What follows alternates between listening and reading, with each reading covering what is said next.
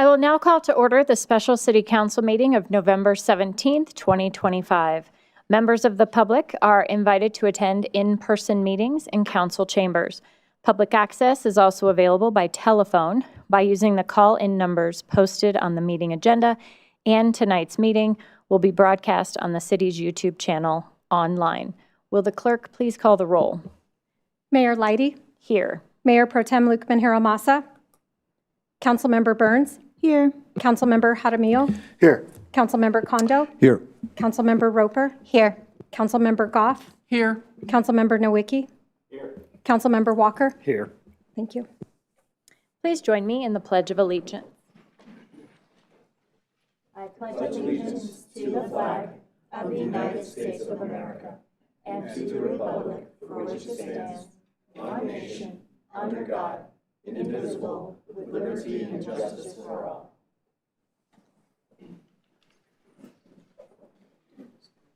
Thank you. We're going to start tonight with a presentation, our Crisis Response Unit update. So our crew program manager, Jessica Hulse, will present the update. Good evening. Good evening, Mayor and Council. Thank you for having me.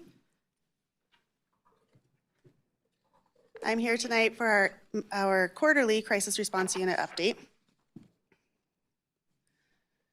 The purpose of this update is to provide City Council with an update from the Crisis Response Unit. This Crisis Response Unit was approved in October of 2021. The crew takes referrals from Northglenn Police Department, our neighborhood services, our municipal court, and from the community and people themselves. All of our monthly updates can be found on our website.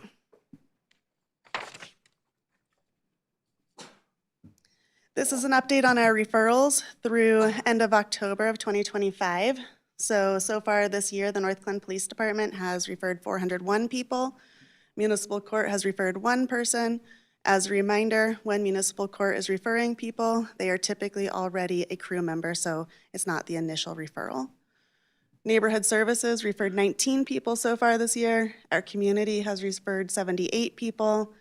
Our self-referrals have been 108. Our crew initiated has been 6. And our total referrals for new people this year have been 613. In total, the crew has worked with 926 individuals, and that's because some people we work with over and over again throughout the years. Looking at our services, I will just recap. We have provided 4,771 direct unique services for individuals in Northglenn.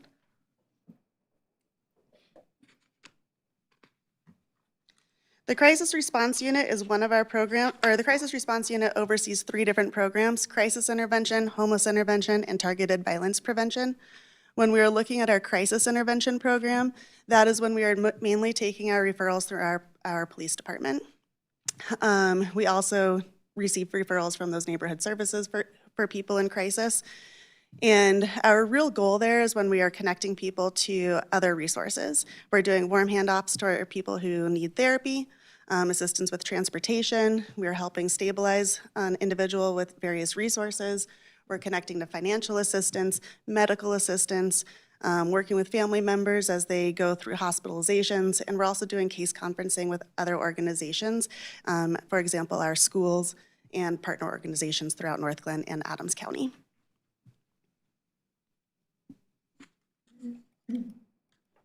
Our homeless intervention program typically has referrals from people themselves. So this is when people walk into the police department and say that they need help.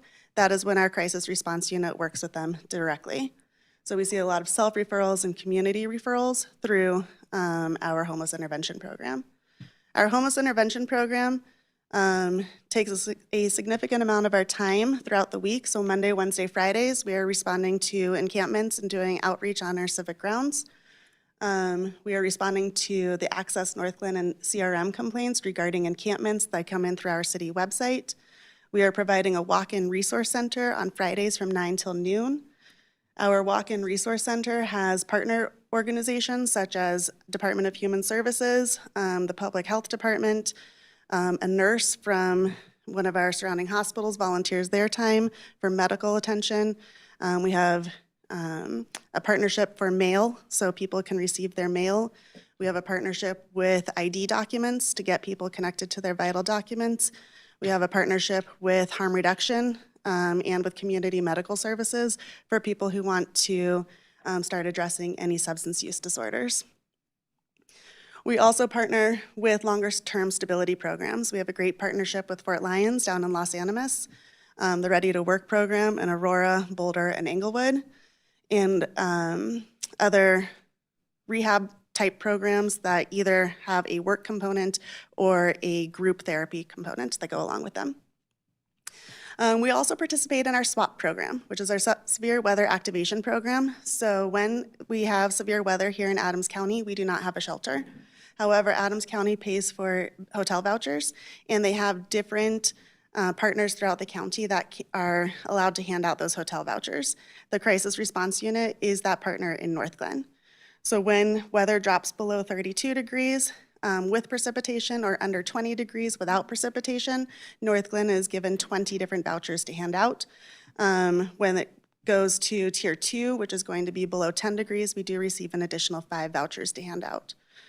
We work with people to get them registered with the SWAP program, and to be part of the SWAP program in Northglenn, you also have to be working with the crew for consistent case management. Because the SWAP program is recognized to be an emergency service, but not a stabilizing service. And I mean that because sometimes the hotels we have to give people are over 20 miles away. So it's not stabilizing when you have to leave your belongings and have to travel for that long. So we do request people work with longer-term solutions. And like I said, Fort Lyons, Ready to Work, and Harvest Farms have all been good partners for us for those longer-term outcomes over the years. We also manage our targeted violence program for the city of Northglenn. This is a partnership with Northglenn Police Department, and this is looking at people's behaviors when they become concerning. So we are looking at patterns of behavior using evidence-based techniques that were put out by the FBI, looking at people who are experiencing mental health crises and or behavioral concerns that are following a pathway to violence. The crew created and started hosting the North Metro Threat Assessment Group in January. This is in partnership with surrounding jurisdictions, mental health partners, school partners, our DA's office, to address any concerns that are coming through countywide to ensure safety is being thought about when people are experiencing a behavioral health crisis. We also attended the ATAP Rocky Mountain Conference that was held in Loveland. We presented at a panel for the International Association of Chiefs of Police Conference, highlighting the importance of targeted violence preventions. And we are hosting an assistant chief from the U.S. Secret Service to present to command staff from agencies in the 17th Judicial District. So when I give these presentations on my quarterly basis, one of the pieces that I find people really resonate with are the stories that come out of them. So I typically give a case study from all 3 of those programs. So with our crisis intervention, I do have 2 quotes from people that I wanted to read to you. So these are people that had an interaction with the crew during a moment of mental health crisis and what their perception was after that crisis had resolved. So this person wrote to us and said, "I just wanted to let you know that I was able to get the help I needed. Dr. X," and I won't name names, "started me on Lexapro, and Miss X," which is one of our co-responders, "helped me apply for Medicaid, and I qualified. I have an appointment at Community Reach Center. Thank you so much for all of your help. Have a blessed day." And another one, "I want to thank you for saving my life today. Sergeant, you have no idea the male figure you provided for my family. They are going through a lot, but they will survive. Tristan, I appreciate this follow-up for the resource because I need help. And to the lady cop, thank you for being a mama bear to my kids. We need counseling after 25 years of being in a domestic violence situation and are finally deciding to leave. I have left. With my babies and my nursing license. I needed someone to help me, and you did. All of you, we are forever grateful.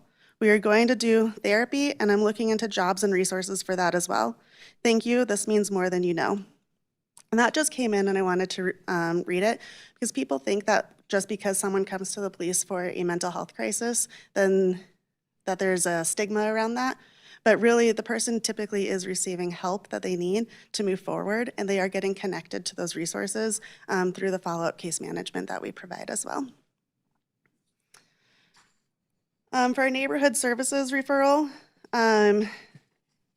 we have an example, and this was a person who was having a tough time becoming code compliant, and they wanted to lay the rock all themselves. So we were able to get them assisted through a grant program, and she wrote to us saying, "Just laid out the rock. It was just enough, luckily. We got everything in perfect timing. Thank you for being patient. We still have a few things to knock down, but we'll be working on it and should have it done by spring." And the patient part is really the program cornerstone of us working with our neighborhood services, because it really does slow down the process for people who are going to have a hard time becoming code compliant on their own.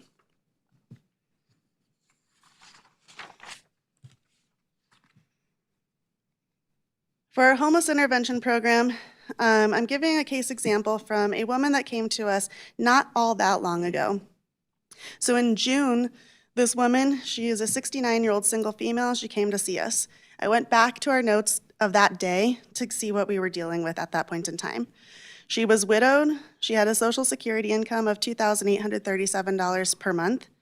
She had moved out of an apartment in February. She had rented this without checking into it, and it was infested with bugs and flooding. There was an electrical fire without a known cause. There were a lot of problems. Unfortunately, she also had an infection in her surgery site, so she moved in with a roommate to help her during recovery. And this person stole from her. So that meant she could not pay the rent for that terrible apartment that she was committed to. So she went into debt by over $4,000. She has a small service dog, and she was sleeping in her vehicle in Thornton and Northglenn. She had her vital docs. She might need to get her new birth certificate, which is out of state. And if you're trying to track down a vital document from out of state, it makes it significantly harder. She had no evictions on record and no back payment beyond the above. This was her first time experiencing homelessness. She was a 69-year-old single female after losing her husband. Today, she is living in her own apartment.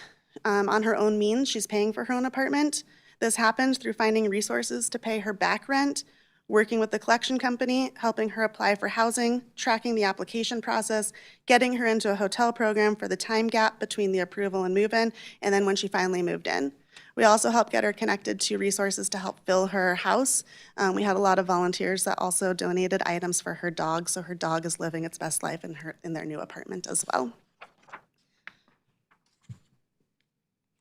For our targeted violence program, I find this harder to give case studies for just because they are often complex and sometimes ongoing.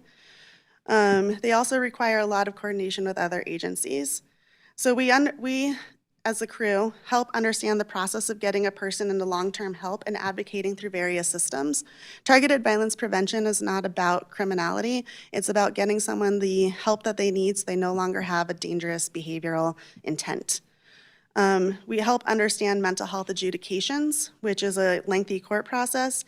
We also work with temporary extreme protection orders, if those are applicable, and we work with families to explore safety options for everybody involved. Typically, when a person has a behavioral concern that's escalated to safety, we have family members involved in that, so we work with the family as well.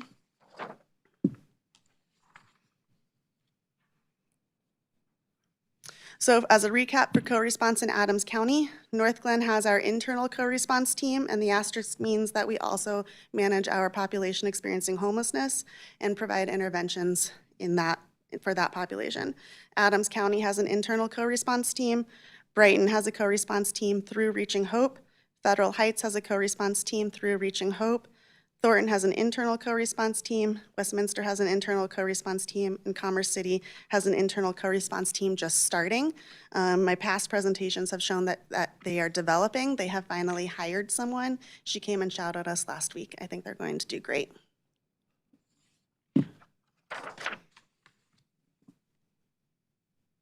I'm sorry, that didn't advance, but there's that slide. So our financial impact. So in 2023, the Colorado Coalition for the Homeless did a financial impact of what it means when you get someone who's been chronically unhoused into housing. And the cost savings for that for an average tax savings is $27,193. And that is taken by the average cost for a person experiencing homelessness outside who is chronically unhoused and subtracting the amount that when you put someone into housing, what that typically costs over a year using those tax dollars. So this is a financial impact. I won't read through each one, but through the end of October, we have saved approximately $788,597.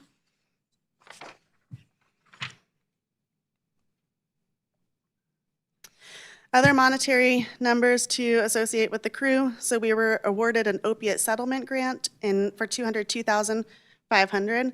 I'm sorry, that is a typo on there. It's $202,500. $202,500. I don't know. That's a hard number for me to say for some reason. What provided was for 5 people to go into a dual diagnostic treatment center for 30 days. The treatment there cost $37,500 for 1 month. So we were able to get 5 people in. We have sent 4 out of the 5 people. We were also able to provide 10 months of sober living. We had calculated that estimating 2 months per person, but one person only needed 1 month. So we've sent 4 out of 5 people, but we actually have another 3 months that we can provide. Awarded our regional transportation grant through RTD. We have gone through our RTD bus passes, so I will be assessing our own funds to buy another round of bus passes using our budget dollars. And then we were awarded an Adams County Public Health Department grant for $418,630. That is provided to staff. We have hired one of our full-time staff. We're in the middle of hiring a part-time staff, and we have also brought on 1 intern.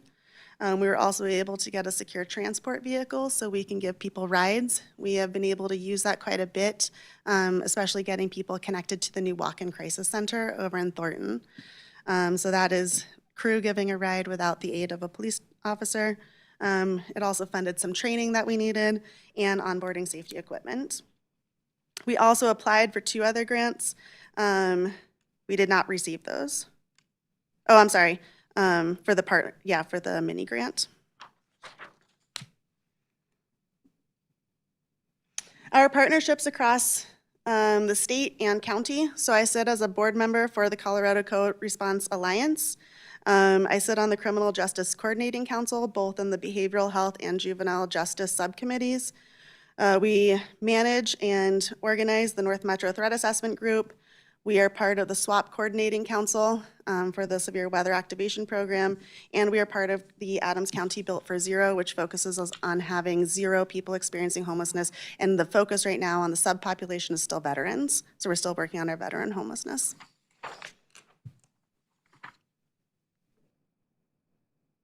For our budget, we have 1 program for co-responders. This now needs to be updated to 5.5 co-responders, but some of that's going to be that grant money. And 1 intern. We have an operating budget of $506,000, 662, plus our $64,861 for services and supplies. And we are on budget for this year. Any questions?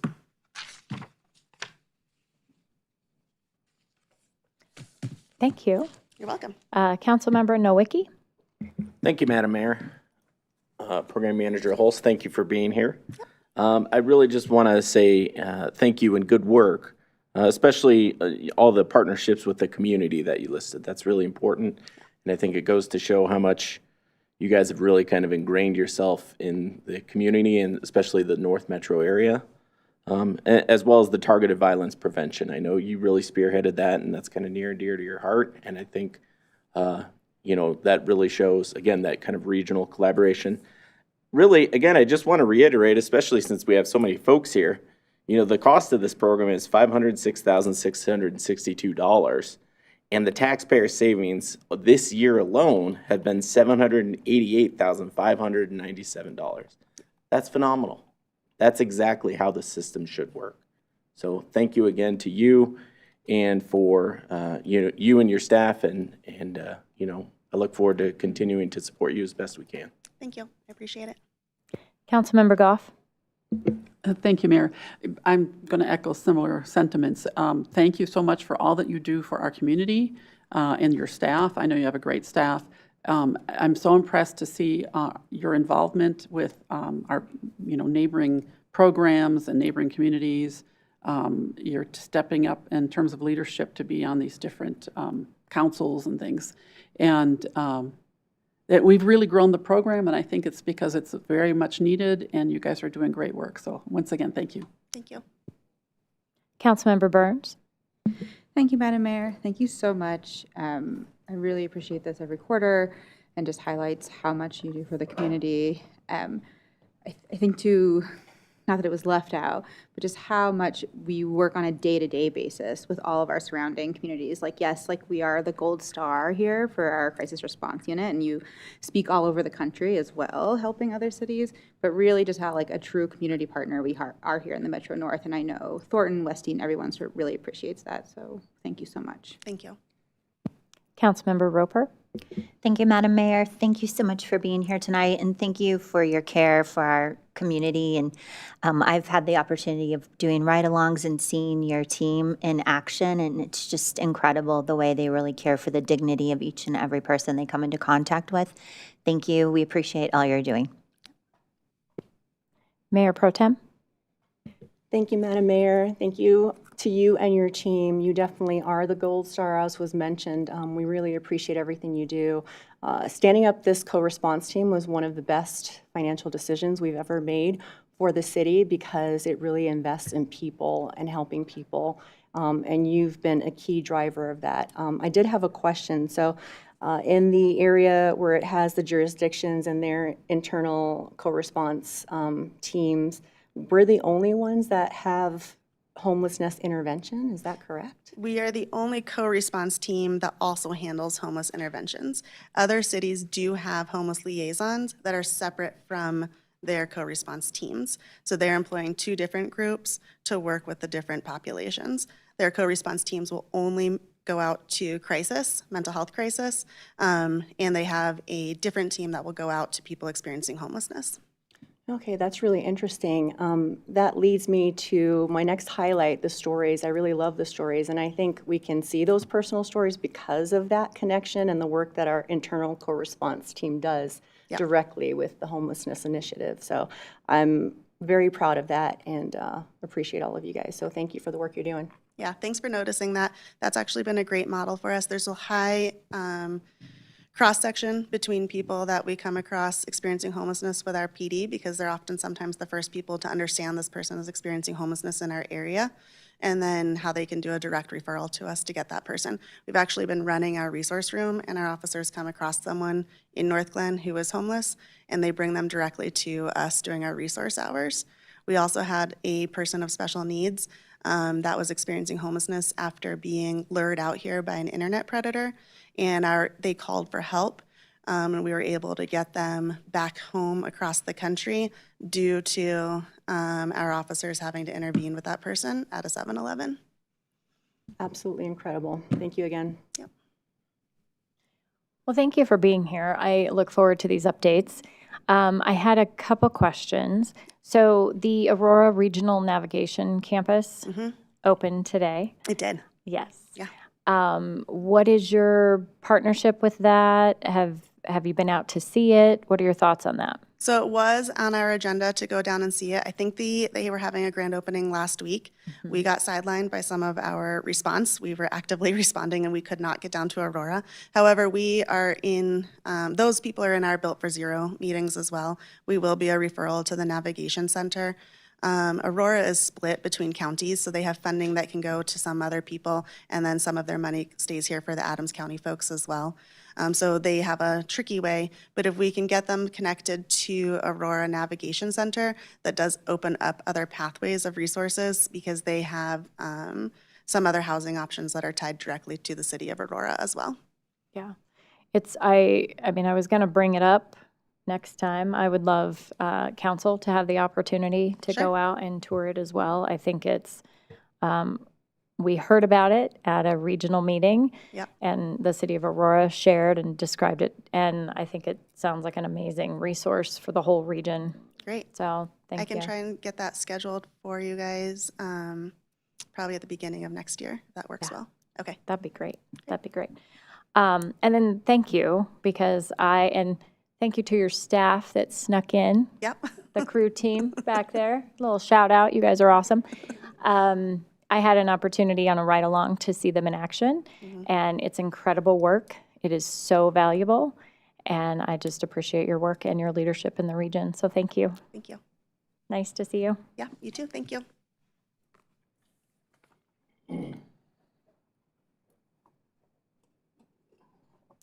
Okay, up next, we have a public hearing, potential public facilities standards amendment.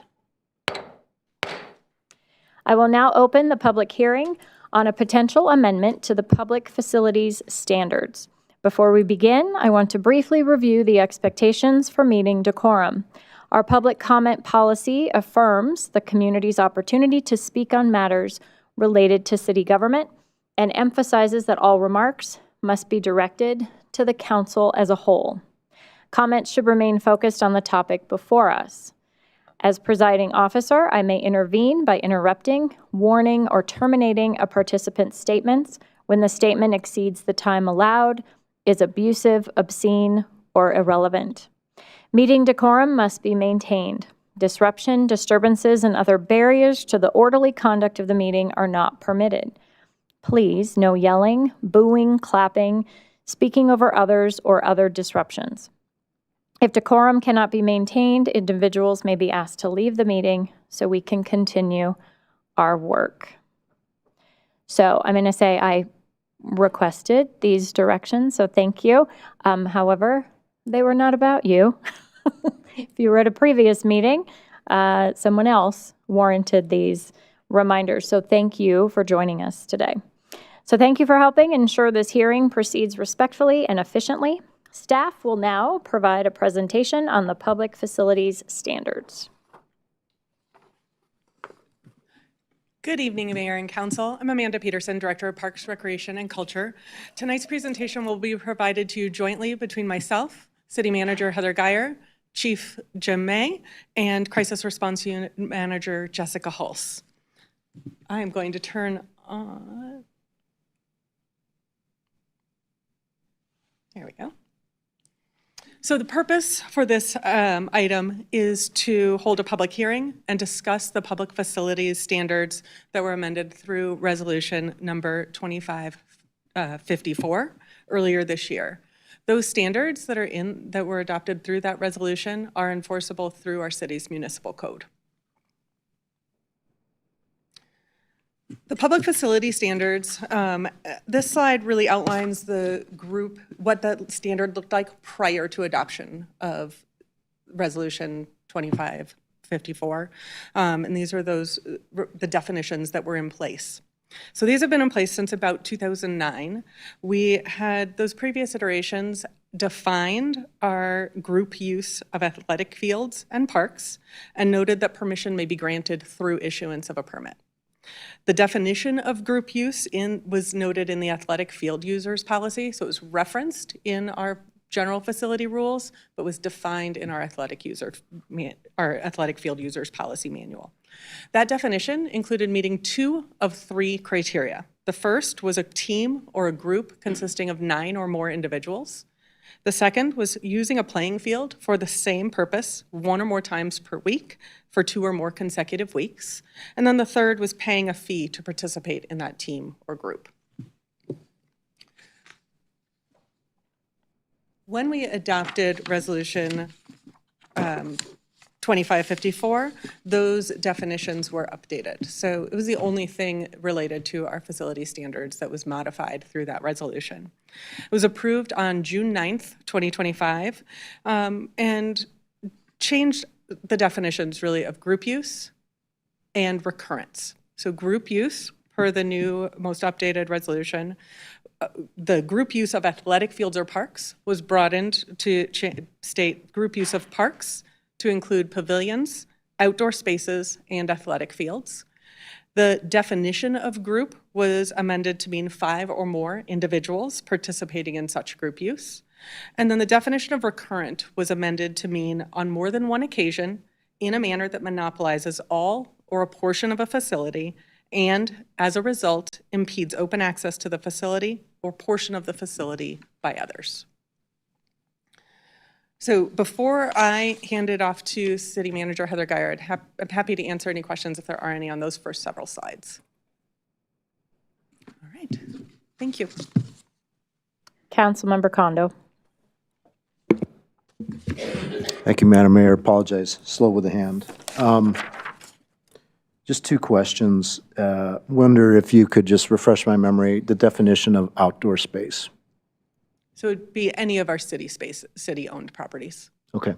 So it could be just people that are gathering in an open grass area in EB Rains. Would that be considered an open space? Yes. Outdoor space?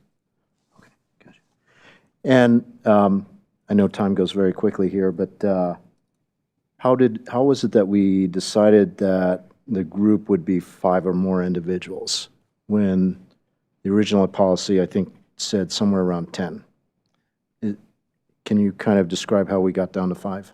We worked with the city attorney to create that definition. Okay, gotcha. I'm sorry, 9 down to 5. From 9 to Okay, 5. thank you. That is it. Thank you.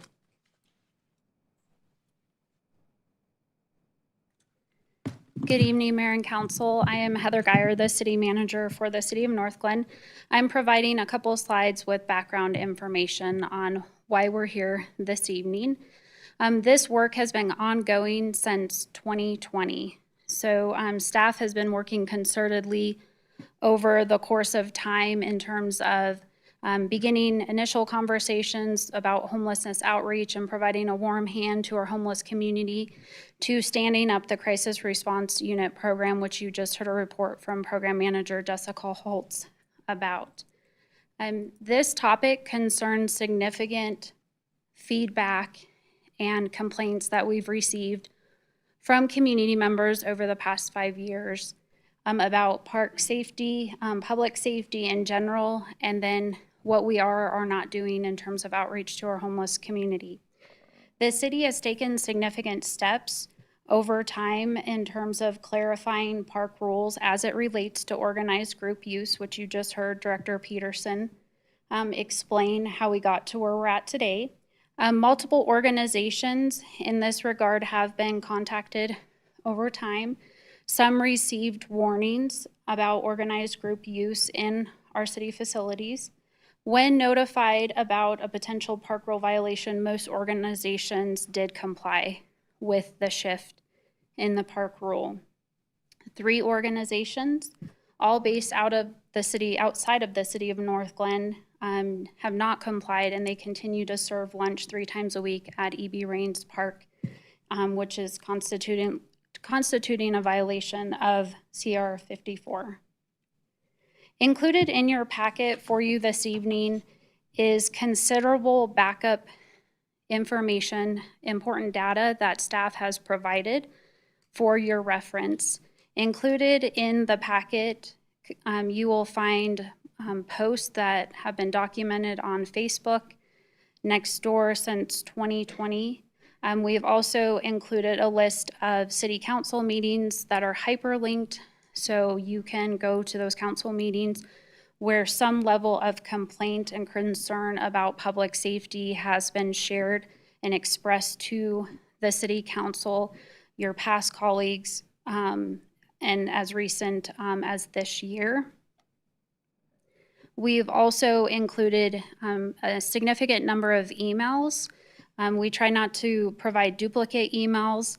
However, I think you can get a sense from the emails that we did provide in your packet that this has been an ongoing issue and something that we're continuing to strive for collaboration on. So happy to answer any questions about those backup materials either now or later on in the presentation. And I'm going to turn it over to Jessica Holtz next, unless there's any questions. Okay, thank you.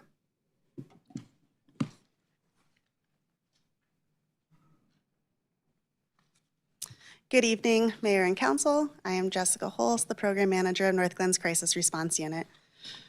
As Heather just said, there were 2 main themes that really came forward, and one of those themes was what is the City of Northglenn doing to assist the people experiencing homelessness? And so I'm here to present on that. So the city has invested in our Crisis Response Unit. This is now 6 full-time employees dedicated to helping people experiencing crisis.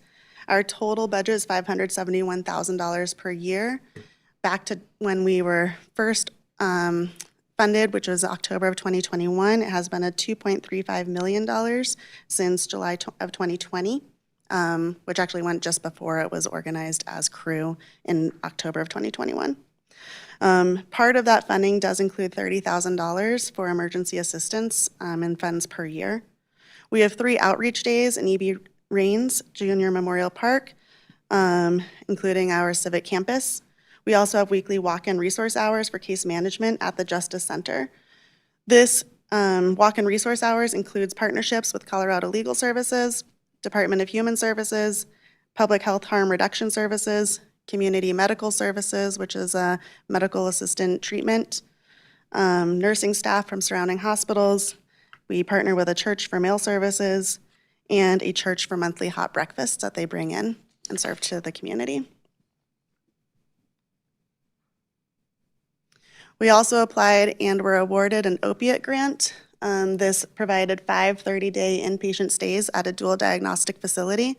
Sometimes people are surprised to hear when someone needs to enter into treatment, they need to choose if it's going to be for substance use or mental health, when we know that there's a big cross-section.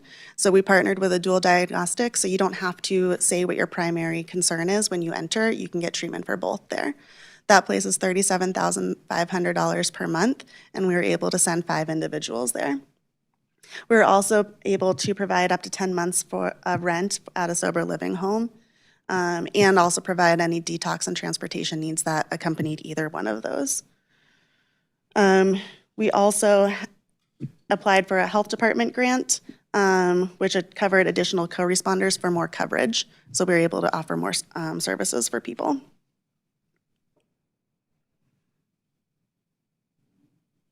Advances. So when we're looking at housing, housing is very difficult to work with someone who's unhoused directly into housing. Our team has been able to work to get people housed out of homelessness, and we can see the average savings here. So in 2023, the average tax savings was $734,211. In 2024, the average savings was $1,006,141. And in 2025, up through October 23rd of 2025, it was $788,597 for a total of $2,528,949 million. And that savings number is taken directly from the Colorado Coalition for the Homeless, where they average the cost it takes for a person to be living outside and the resources that they use. Those costs are going to include medical costs, detox costs, transportation costs, emergency department costs, jail costs, and encampment cleanup costs. None of that actually treats the person or helps them get housed. So when we take a person and we help them get housed, the average cost is $18,800 per year. So that's what the tax responsibility drops down to. To get a person housed, you have to work through many different programs of getting access to vital documents, background records, first month's deposit, last month's deposit. If you're working with a housing voucher program, you have to be experiencing homelessness for at least over a year unhoused without a break. You have to be able to have a coexisting condition to get into one of those housing voucher programs through the HMIS system, which is Homeless Management Information System. You can also enter into a lottery system through different housing authorities. However, those housing authorities only have their waiting lists open about 2 days per year, and they do not announce when those 2 days are going to be. So you have to have access to understanding when those housing vouchers are, or when those housing lotteries are open. That's what our team does. Our housing team organizes all of those different housing vouchers through HMIS, through the different housing authorities. We provide emails for people. We are their contact for their housing. We write their advocacy letters. We connect them with their vital documents. We connect them with their background reports. We connect them with financial aid to get into their first month's rent or first month's housing. Some people who do not qualify for those housing, we also help them through their Social Security, trying to get their Social Security or old age pension through the county assessed, so they might be able to receive some funding to go towards housing. So that is what we are working with when we're talking about this housing, how we get people housed. Those are the systems we are working within. Our city response to encampments does come with a fee. So our encampment cleanup cost in 2023 was $54,498. In 2024, it rose to $81,473. And in 2025, it was through October 23rd, it was $57,072. This money is not part of that crew budget that I talked about. This is extra money outside of the crew budget. Other investments that the city has made, I didn't want to have to bring Amanda back up for this slide, so I'm going to present on this park slide.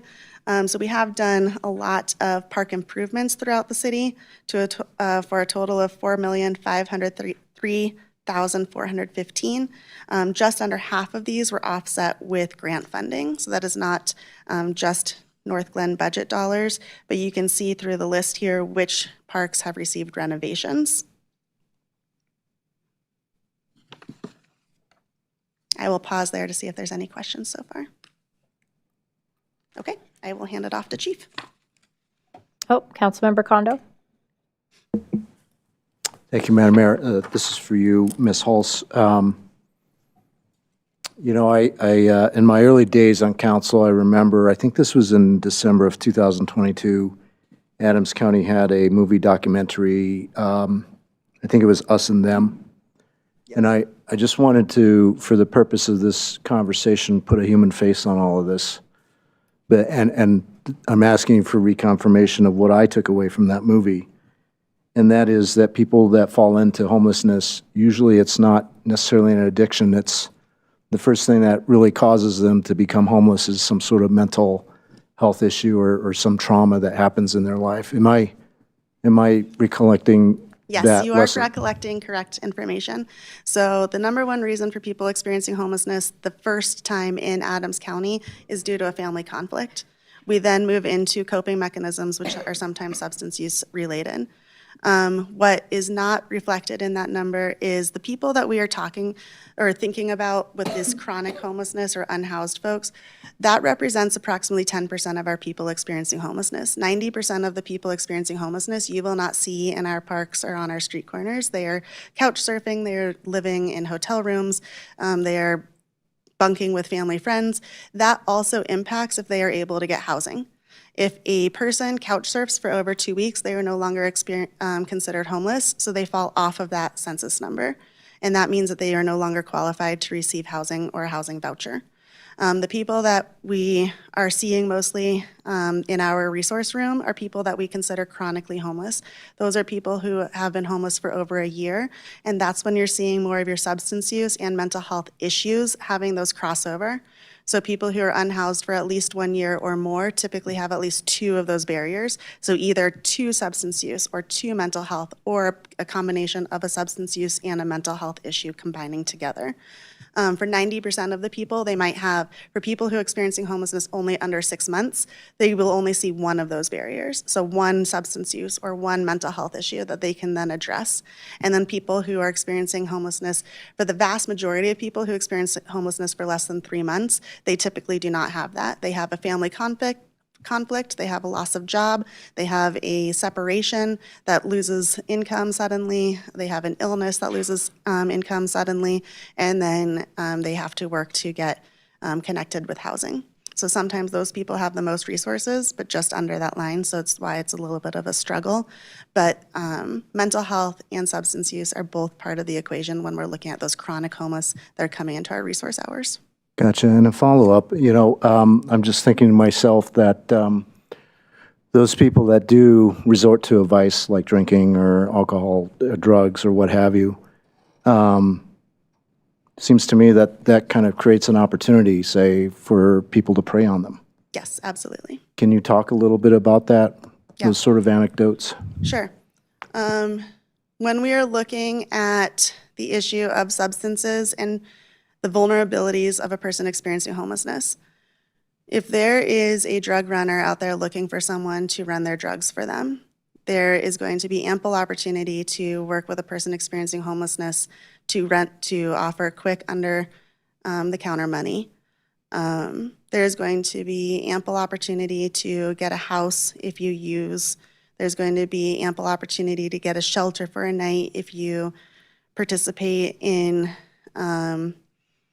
illegal activities. There are vulnerabilities that people experiencing homelessness face that people with safe shelter do not face, just because they are looking for opportunity, because they're looking for opportunity for their lives.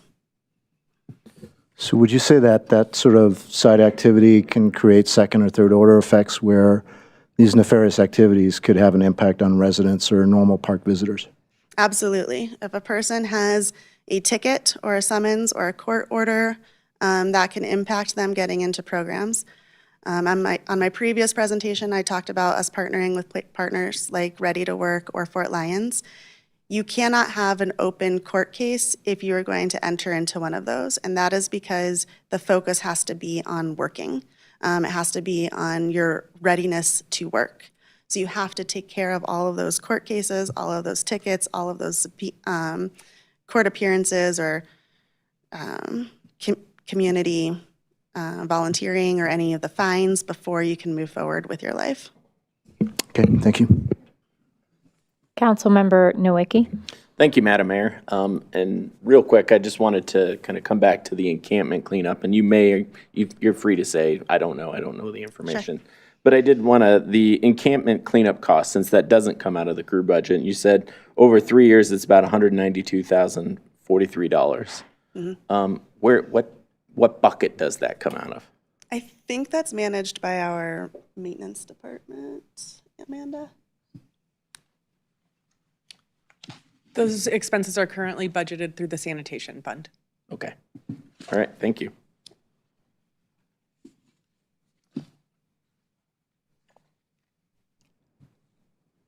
Thank you. Chief May.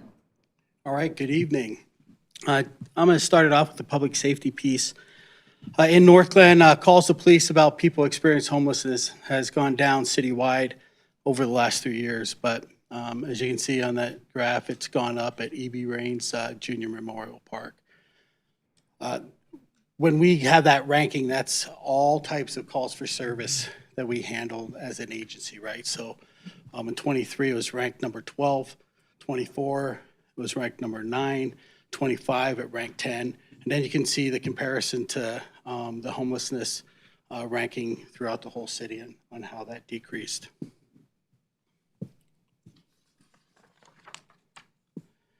So what we did, what the team did when they were putting this together, they looked at the days a week and what was our highest calls for service, per day. And they presented, as you can see that down at the bottom, presented as a rate per 100,000 visits. So you can see, but consistently it's been Tuesday, Thursday. We have some Mondays in there and some Fridays in there. But again, that correlates with the program or the organization that brings in that program during that time.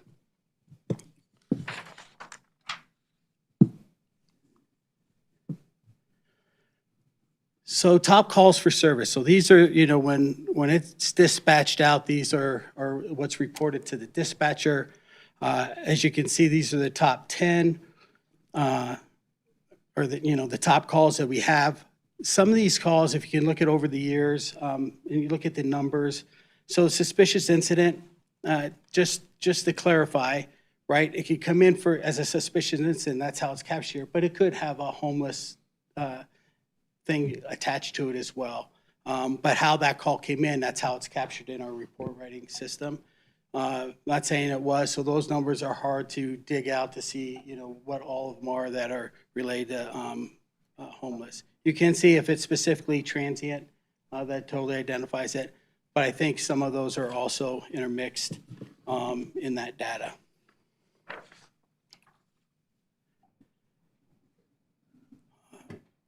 So the Northglenn Police Department over the last 2 years responded to 322 individuals in E.B. Raines Junior Memorial Park. Over the past year, out of the 322 individuals, and these are unique individuals, so they're with name and everything else that we have to them.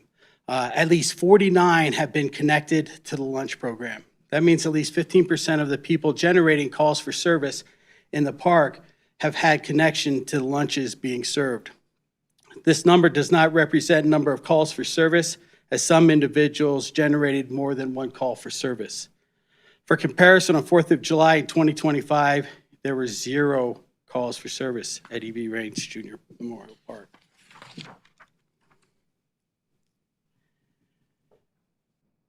Public safety, the safety concerns for people experiencing homelessness, becoming housed for homeless, like Jessica just mentioned, is very difficult, right? So especially when a person has a history of being a registered sex offender, or having arson convictions, having methamphetamine manufacturing convictions. So these individuals are very difficult to get housed and rarely are.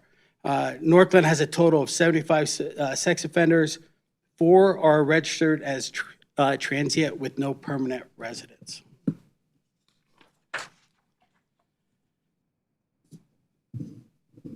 So one of the things I just want to, bring forward some, case studies that occurred at E.B. Raines Park.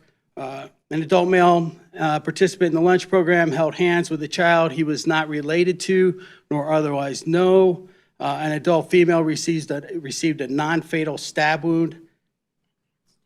Oh, I'm sorry. I get talking.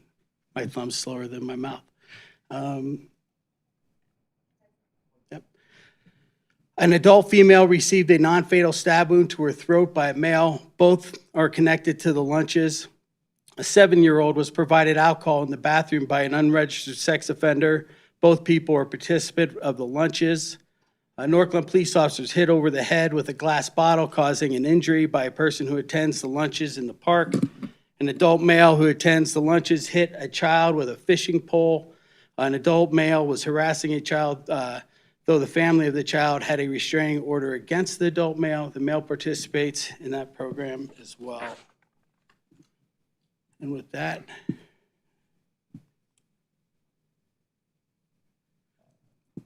does anybody have any questions?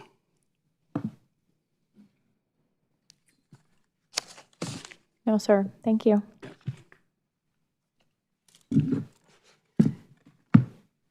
Mayor and Council, now we're going to transition to the lunch program interactions that we've had of recent months.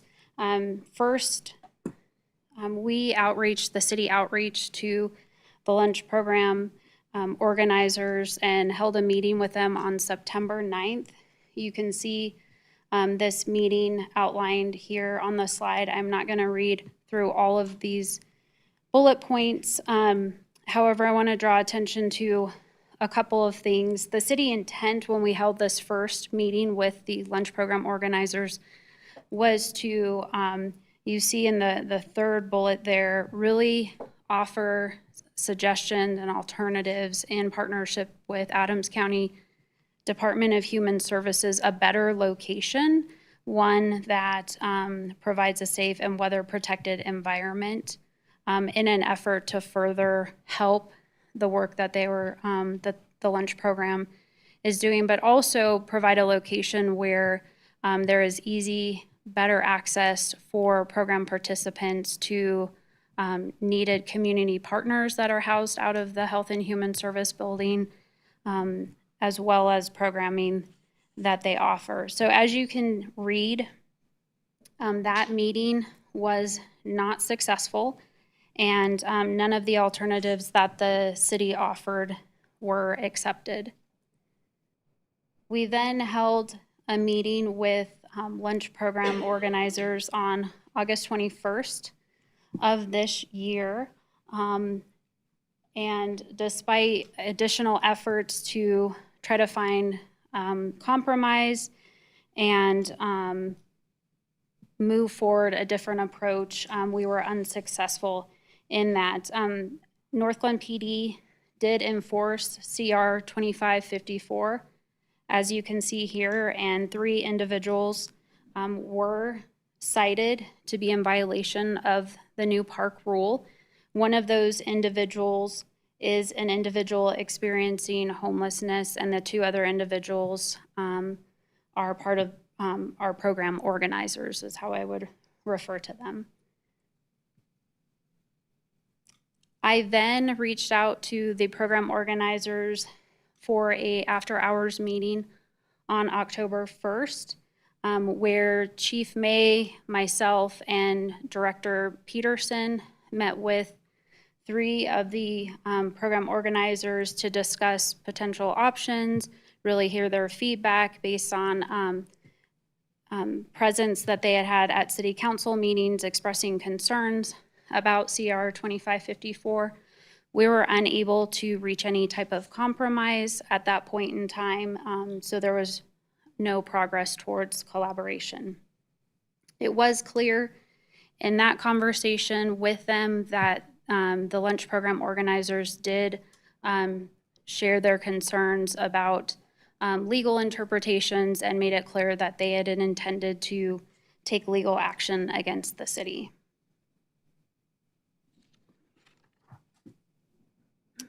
So to recap this item for you this evening, Resolution 2554 expanded the description of facilities, the group use policy, who the group use policy applies to include parks, pavilions, outdoor spaces, and athletic fields. We updated the definitions of group and recurrent use. Group meaning 5 or more individuals participating in such a group. And then recurrent to mean more than on one occasion in a manner that monopolizes all or a portion of the facility and as a result impedes open access to the facility or a portion of the facility by others. And again, those rules were updated and amended based on feedback that we have heard from the community consistently going back to 2020 and in our effort to provide safe, accessible park facilities for all of the community's enjoyment. So before you for consideration this evening, staff has outlined 4 potential pathways forward. The first being that council has the ability to maintain the public facilities standards as amended by Resolution 2554. Secondly, council has the opportunity to consider a resolution to amend the definition of group if you so choose. Additionally, council has the ability to consider a resolution to amend the definition of recurrent, as well as the last option, which is to repeal the portion of Resolution 2554 that amended the group usage policy, and this is the request by the lunch program organizers. So with that, that concludes the staff presentation portion of this evening. We're happy to answer any additional questions before you open it up for public comment. Thank you. Councilmember Kondo. Thank you, Madam Mayor. I know there's a lot of people in the room here as well as a lot of people viewing, and it just occurred to me that we refer to the lunch program organizers. Who are those entities that are providing the lunches, for the sake of clarity? There's 3 individuals that I'm aware of, David Baca, Dusty McIntosh, and then, let's see, who am I forgetting? Ronald Brent Denny. And are these, The 3 individuals that I'm aware of that are involved in organizing the lunch program. I am also aware that there are additional individuals, and I don't have their names, who are involved in the programs week to week. gotcha. And when they're acting in their capacity, are they also acting on behalf of the churches that they're part of, or can you explain that a little bit? I cannot answer that question. I think that's a question better suited for those individuals. Okay, understand. And then the current definition of group, just for my understanding, the way we have it now, in theory, if a mom and 4 kids routinely go and use a pavilion, would that fall underneath the definition of group as we currently have it? I'm going to come back one slide. And when we talk about this group and recurrent, and those are used together, and the definition of recurrent specifically states in a manner that monopolizes all or portion of the facility and as a result impedes open access to the facility. So no, a small family using those on a one-time basis would not be in violation of those rules. But then a variation on theme, if they go there every once a week. And To they have are lunch. using the same facility in the same manner, week after week, we would potentially have a conversation with them based on that type of use, if others are not able to also access that space. Okay, understand. Thank you. Councilmember Nowicki. Thank you, Madam Mayor. City Manager Guyer, the offer for the discussion about the Human Services Building, utilizing the Human Service Building to host the lunch program. Yes. Were there any stipulations to that? Or was it kind of like for like? Program Manager Holtz is going to respond. Okay. Program Manager Hulse. That was a conversation with their facilities director, and there were no stipulations. We were going to do a walkthrough to see the best use of space. When looking at hosting a lunch program for people experiencing homelessness, one of the things they want to do is be able to see their items. So in our use of space at the Justice Department, we have a window right there, so if people are bringing bikes or other belongings up there, they can still view their space. So the facilities director said that we could walk the entire space and find the best place that they would be able to use. They also did have a cafe upstairs, so that's on the second floor, and the cafe was going to be open, so if they wanted to do hot food, then they would have a kitchen that they would be able to utilize as well. The second floor was trickier just because of the amount of accumulated items. Okay. So if they wanted to do it 2 or 3 times a week, So that they was were open to discussed? looking at the schedule. It didn't seem like it could be as consistent, like every Tuesday, Thursday, and Friday, but they were open to getting on a schedule at that point in time. They were going to have to look at their upcoming calendar to be able to do that.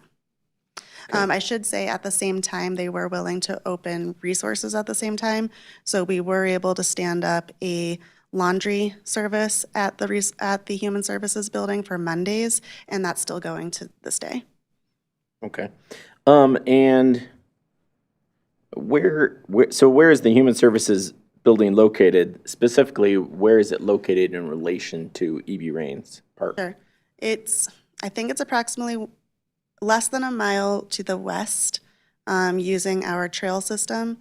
It is on 118th and Pecos is where it is. It is a building that is commonly used by people experiencing homelessness. And where people are typically coming from are the hotels along 120th. So for some people it would be closer, for some people it would be further. Okay. Okay, thank you. Yep. Councilmember Roper. Thank you, Madam Mayor. In addition to offering the Human Services Building, I have a question. Was there also a recommendation to move the group to a park pavilion or another area of the park? And if so, how did the outcome for that go? When we met with the group in October, my hope had been that we could reach some sort of compromise, if you will, in terms of use of the park. It was very clear through conversation that the lunch program organizers want to be at the pavilions they currently use, and so there was no headway made in that regard. Thank you. Those are the final questions. Thank you. Thank you. City Clerk Small, is anyone signed up to speak either for or against the public facilities standards? Yes, Madam Mayor. We have 7 individuals who signed up in advance. The first person on the list is Jeannie Nelson. Welcome. Please state your name and address or ward and provide your comments. Comments are limited to 5 minutes per speaker. Thank you, Mayor and council members, for allowing us to speak this evening. My name's Jeannie Nelson, and I have been a resident in Northglenn, Colorado for 42 years. And I have always just supported everything that went on in the city and in my park. I loved it. My youngest daughter grew up being in the park probably 5 out of 7 days of the week, and my grandchildren also. We loved everything about the park, and we love our city. And I have always supported what was going on in the city till this last, I guess I can say, bump in the road with this indication of these groups that are monopolizing. Obviously, we've never monopolized. It's not a group. We don't invite anybody. Individuals that would like to have a meal or friendship or just talk, join us. And they do not belong to a group. We have never issued invites to anybody. We have been there for everybody, every nationality, every sexual orientation, and that's the way we always meant it to be. And then all of a sudden, there was this thing this last year. It kind of started 3 years ago after the pandemic, when they felt like they wanted us to move elsewhere. And that was over to the building on 118th and Pecos. We talked to all of the people that were coming, and they indicated, maybe one person said to me, well, yeah, I can ride my bike over there. But the rest of the people said, oh, we can't get over there. We're not going over there. We're all sleeping out here in this neighborhood. This is our neighborhood. We consider this our home. And they were not going to be walking over to 118th and Pecos. And then when we had a meeting last year in November, we were told that there was a gentleman that attended the meeting from the department, and he said he was kind of blindsided, was the word that he used, in regard to he had no room for us to meet. There were no facilities for feeding. There were no places to plug in any crock pots. There was not a grill there. So, I mean, we're going, well, you know, and he said, I'll have to get back with somebody on this. And he never came up with a likely resolution to the problem of meeting over there, nor did we. We could not transport people over there. So our main concern is the fact that we feel like the wording that is being used, like monopolizing, whenever someone has had a pavilion rented, we gladly move to someplace else. And we've walked the park every single time we're over there, and there is no monopolization going on. There are lots of open pavilions. And I also belong to people that walk a senior group, of which I'm a member of, several evenings a week. And if, in fact, there were more than 5, which there are on many occasions, we would be one of these groups. We're not groups either. It's just some seniors that get together to share, care, and get acquainted with others that come by. So, I mean, we are having a real difficulty with this group situation. It's not a group.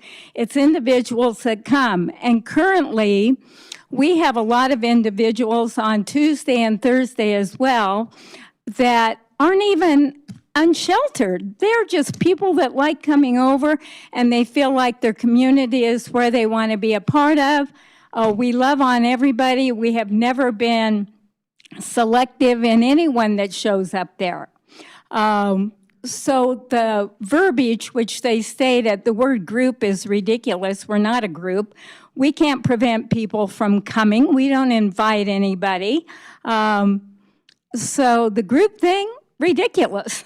Also monopolizing. We don't monopolize anything. There's oodles of other pavilions, and if the one that we want has been rented, we move gladly to some other pavilion. We never hog up anything there.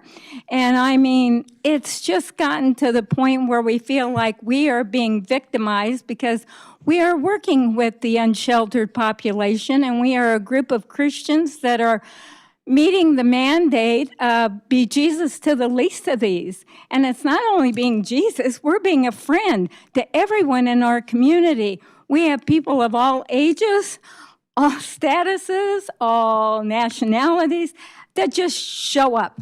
no invite necessary. And I have always felt I absolutely loved my community. And I always supported the city.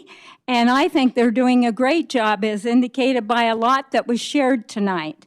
I have always supported them. After the pandemic, oh my goodness, I you, felt ma'am. so grateful that they were partnering with the rescue mission, and we would be part of that going on. Thank you, ma'am. And it Your- wasn't your until time this is last up. thing that was a real problem. So it's just become Thank you. kind of out of control. Great, thank you. Thank you. I appreciate it. The next individual on the list is Madison Hughes. Hi there. Please state your name and address or ward for the record and provide your comments. Good evening, Council. My name is Madison Hughes, and I live in Ward 3. I have been a Northglenn resident for just over a year now, and I'm super proud to live in Northglenn. I moved here from Texas, where I was a student at Lubbock Christian University, and I'm now a graduate student at the University of Denver. And in my free time between school, I work as a nanny for 2 different families. One family is an amazing family that lives here in Northglenn. I use EB Rain Parks on a weekly basis. I typically walk through the pedestrian bridge under I-25 from my neighborhood to take the children to the park. As a nanny, I love EB Rains Park. It is a great space to let children in my care play with other children in a safe environment while being outdoors. We especially love the splash pad in the summertime. The only issue I've ever had at EB Rains Park is the amount of homeless individuals that gather during lunchtime. They occupy the gazebo area consistently on a weekly basis near the lake, which takes up picnic spaces for others to use at the park. We specifically love the picnic spaces near the lake for duck watching and making quack quack noises. We're learning lots of things at this playground. The area tends to have trash and leftover food in the afternoons, which leaves it unsanitary, which is also not the case in the mornings when I now use the playground with the children. I am also uncomfortable having the children at the playground in the afternoons, as there is a large influx of homeless individuals that gather and linger, making the play spaces uncomfortable as a woman alone with 2 young children in my care. Unfortunately, the demographic of those people are mostly men, and there have been multiple instances where we have left the playground due to police activity, dealing with individuals that have been passed out, and the use of drugs, which I do not feel comfortable having the children around. I want to be clear, I do not think feeding the homeless is a bad thing. I believe, as a Christian specifically, we are called to serve all people and to take care of people in need, but not at the deficit of others. Making a space intended for children feel unsafe is not okay. By feeding the homeless at EB Rains Park, organizations are making it inaccessible for other community members to use it as the community space it was intended to be. By no means, again, I do not believe feeding the homeless is a bad thing or wrong, but I do believe there is a way to do it in a safe, devoted manner that does not take away the accessibility of others within the same community. Northglenn has many great resources through the Crisis Response Unit, as we saw in the presentation earlier, that provide care beyond food, that in conjunction with the organization serving lunch could be a really amazing resources for the homeless population within Northglenn. My hope and prayer is that organizations can work with the stewardship of city leaders to continue to feed the homeless and provide them with resources they need while keeping EB Rains Park a space for all residents to feel safe and use it as a community resource. Thank you. Thank you.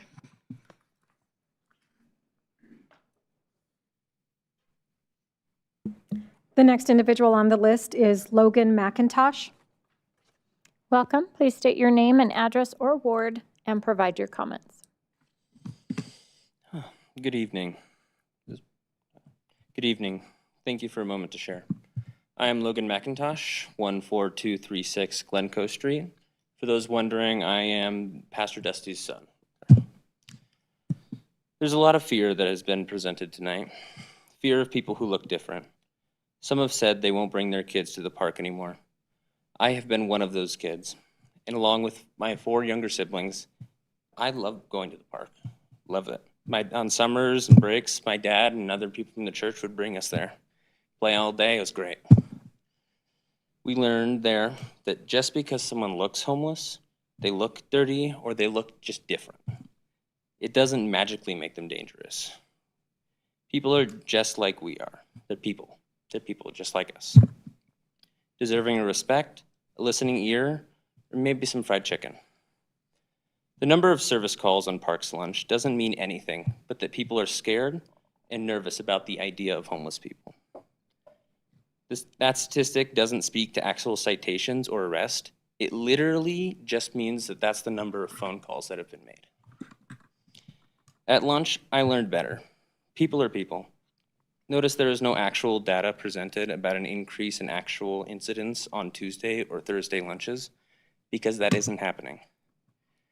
These events aren't happening at the lunches. Again, the city is trying to mislead you in how they are presenting these anecdotal stories. In high school, I learned that correlation is not the same thing as causation. The report given here, with statements like an officer was hit in the head with a bottle, or a guy hit someone with a fishing pole, combined with that person attends the lunches, is dumb and deceptive. Those individuals were also served by crew. Maybe crew is the problem. They also drank from this drinking fountain. Maybe the drinking fountain is the problem. These are some terrible things that have happened, illegal things, and I hope they were all addressed by police appropriately. The fact that someone may have eaten fried chicken at some point in the past is completely irrelevant. The message the city is pitching here is fear. Those people look different and therefore dangerous. So let's pass a rule and pretend it is for everybody. But it is really about running folks we don't like the look of out of the public park. I think we have enough of fear and discrimination. Thank you. Thank you. The next individual on the list is Melissa Ryan. Good evening. Please state your name and address or ward for the record and provide your comments. Yes, Melissa Ryan, Ward 3. I come here today to speak to you of my firsthand safety concerns regarding E.B. Raines Park. I've lived in Northglenn 14 and a half years now. I purchased my townhouse that faces the skate park specifically to be close to E.B. Raines. We like the small yards with little maintenance and the accessibility to be at the park within a minute walk. My family and I used to enjoy the summer days playing there, paddling the boats, movie and music nights, and taking walks. Our visits slowed down as our kids got older, but we still went to local events. 2.5 years ago, we adopted a new puppy. Our visits to the park increased to 2 daily walks to burn out that puppy energy. We began to notice very real safety concerns at that time. 2 years ago, I began coming to City Council to ask for help. The skate park was full of fights, drug deals, and reckless behavior. The pavilions were occupied and filled with homeless encampment setups. There were abandoned shopping carts. I was avoiding the pavilions due to aggressive behavior towards residents by the homeless. Examples: swinging a baseball bat at people who approached them. Screaming at young kids trying to catch Pokemon, saying, "Look me in the eyes and I will effing kill you." Screaming and hitting and fighting one another. Overdosing and passing out onto the lawns. Public urination, bathing in the lake, leaving drug paraphernalia laying out and about. Breaking glass bottles on the ground, leaving food all over the park. My alleyway faces E.B. Raines. We have called several times for trying to set up encampments on our property. I almost got fined by the city because I refused to pick up human feces that were left by said homeless encampment. I also found, we find used drug paraphernalia back there monthly. So that we are responsible for cleaning up so we don't get ticketed by the city. I don't smoke fentanyl, so I just want to make that perfectly clear. Or do any drugs for that matter. I've lost count or defecate in my alleyway and have to clean it up. It was other people's feces, I'd like to say. I've lost count of how many times I've called Northglenn Police Department for help, just at E.B. Raines, but if I had to guess, probably a dozen times within a year. With that said, I am also a Christian woman and I attend church. I believe in community service to strengthen your community and to help the most vulnerable. I volunteer at the schools. I pack resources bags for the homeless with the Thornton Youth Commission. I restock resource closets at local school levels. I volunteered for Food for Hope and collected and gathered food items and hygiene items and helped restock shelters. We recently switched churches, but the one we used to attend adopted a local elementary school to help the students and community. They did so much productive and meaningful services to the community and to the families, including homeless families at Woodglen. So if the churches want to utilize a public city space for their own fulfillment under the guise of community work, then you should do it in a way that benefits the community and not make the residents feel in danger. You can give and gather your meals at your church. You can do the parks all over Colorado. Instead, on your church's site, you have invited and asked them to gather at E.B. Raines Park weekly, multiple times, to gather the homeless and away from your communities and bring them into Northglenn. I believe it is with ill intentions to better the parks in your area of Thornton and Westminster and to force Northglenn to use their resources and make it a Northglenn problem. You are not serving a community. In my opinion, you are enabling and endangering others. Your churches have parks by your church, and the homeless can ride RTD buses for free to gather and go to help near you. You can host community feasts where you offer food, shelter, and Christ's love to them. You choose not to do this. I will end with this Bible verse to you. Theologians 3:10, the one who is unwilling to work shall not eat, written by Apostle Paul to a community that stopped working as expecting the immediate return of Jesus. I like CR 54. If any amendments are even being considered, my only suggestion would be as follow. Charge them the facility fees for gathering and hosting, and make them pay for a Northglenn police officer to watch until all safety matters are resolved. They should also be required to pick up the park because it is not clean afterwards. I've created a QR code with several pictures that show drug paraphernalia, bottles, homeless passed out all over the place, clothing items that are left behind that have been defecated on, that are just out for public view and usage. They should also pay for the parks and communities for their time for their gatherings, whether that be through community service. They should come back and clean up that area. If you want to spend 3 hours at that pavilion, you spend 3 hours at that park cleaning up the mess. If you do consider moving it for more people, take it from 5 to no more than 8. I do not believe the city is in any way targeting the churches for religious beliefs. I have seen churches hold occasional Sunday services and praise and worship. I have seen churches do a march around the lake. I have seen Mormon churches handing out information packets at the entrances and exits. I've seen churches hand out Bibles at that park as well. So I don't feel like in any way are you hindering their community and their goodness for their church. Thank you and have a good day. Thank you. The next person on the list is Ryan Easterling Babin. Good evening. Hello, y'all. My name is Ryan Easterling Babin. I live at 11625 Community Center Drive. First off, I just want to echo the comments of so many others on the importance of religious freedom due to this news story I've witnessed today. This was a founding tenet of the country, religious freedom, and it is very important to me personally.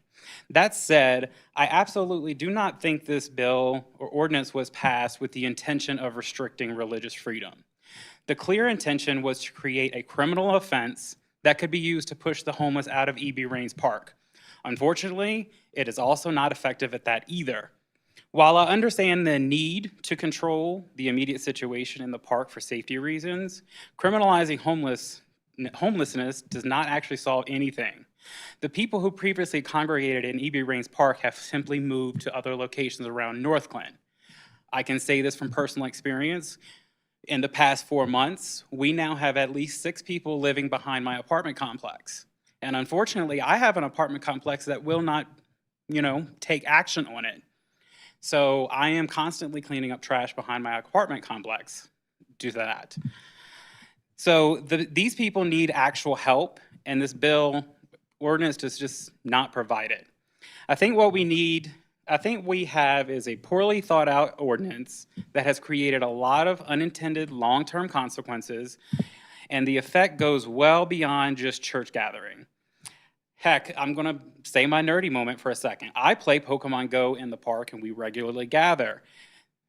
I've done in the park would technically be illegal on these gathering laws because we had set times that we would meet to do these things. This law unnecessarily restricts everyday people from enjoying perfectly normal activities in the park, and that's a real shame. Personally, I don't think this law is needed or effective. As someone who puts his money where his mouth is, I've gone out and actually talked with so many people that this law is targeting. They've told me the reason that Northglenn is a popular spot is because I-20, I-25, and 120th is the best spot for panhandling, and that's where they are able to get their most money. I have talked to at least 7 people that have said that to me, including some of the ones that are behind me on the interstate, is because they like this area right here for panhandling. I don't know if the city does have a law or is ever considered a law against panhandling, I think that would be a lot more effective and less restrictive. If the council still feels strongly that restricting the size of gathering is the best way to keep E.B. Rains Park safe in the short term, then we at least need to have some sort of permitting or exception process for the groups, the churches, that have a legitimate reason to gather so that citizens of Northglenn can still enjoy the park.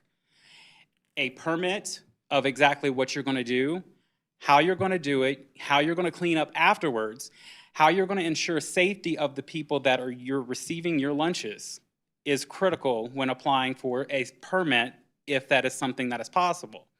Also, I saw some data from Chief May, which we have asked for before as a group, that the police respond a lot to the area.